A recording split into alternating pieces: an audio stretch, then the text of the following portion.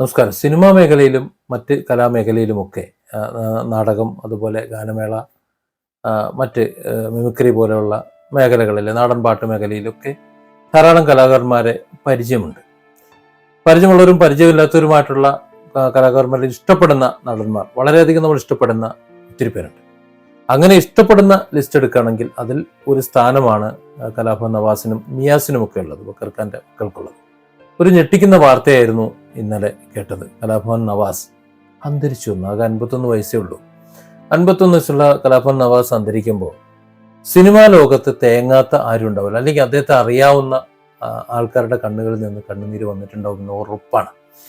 കാരണം നല്ല കുടുംബജീവിതമാണ് അവർ, മാതൃകയായി ജീവിക്കുന്നവരാണ്.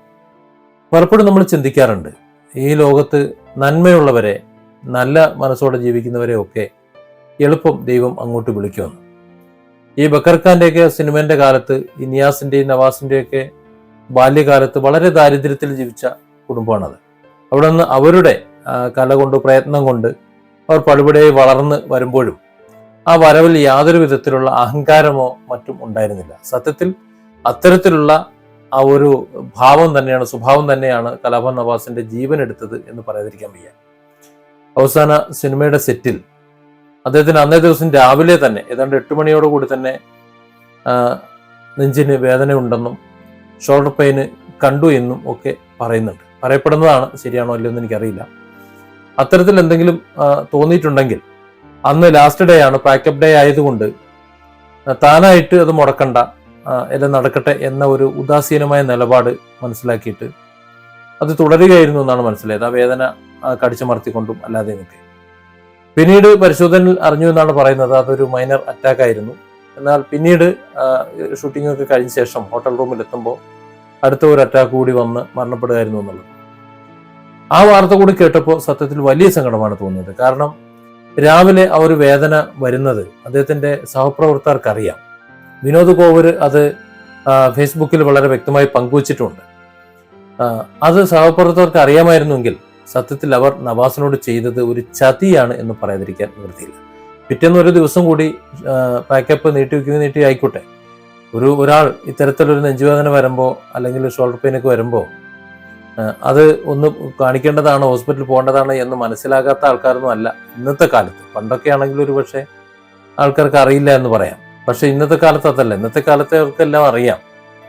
അത്തരത്തിൽ പെയിനോ കാര്യങ്ങളോ വന്നു കഴിഞ്ഞാൽ, പ്രത്യേകിച്ച് വലിയ വിവാദങ്ങളൊക്കെ നടക്കുന്ന, ചില സംശയങ്ങൾ നടക്കുന്ന, ചില സംഭവ വികാസങ്ങൾ നടക്കുന്ന ഈ കാലത്ത്, ആഫ്റ്റർ കോവിഡ് വാക്സിന് ശേഷം ഇവിടെ കുഴഞ്ഞു വീണ് മരണങ്ങൾ ധാരാളം നടക്കുന്നുണ്ട്. ഒക്കെ ചെറുപ്പക്കാരാണ്, വലിയ പ്രായമില്ലാത്ത ആൾക്കാരൊക്കെ പെട്ടെന്ന് അകാലത്തിൽ പൊലിഞ്ഞു പോകുന്നുണ്ട്.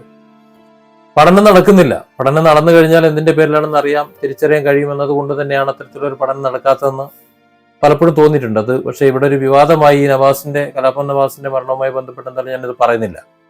കലാലോകത്തിന്, സിനിമാ ലോകത്തിന് മാത്രമല്ല കലാലോകത്തിന് ഒരു വലിയ നഷ്ടമാണ് കലാഭവൻ നവാസ് എന്ന് പറയുന്നത്. ആ കുടുംബം എന്ന് പറയുന്നത് അത്രത്തോളം സ്നേഹസമ്പന്നമായ ഒരു കുടുംബമാണ്. കലാഭവൻ നവാസ്, നിയാസ്, അവരുടെ ഭാര്യ, മക്കള് ഒക്കെ അവർ വളരെ ആത്മബന്ധമുള്ള, ഹൃദയബന്ധമുള്ള കുടുംബമാണ്.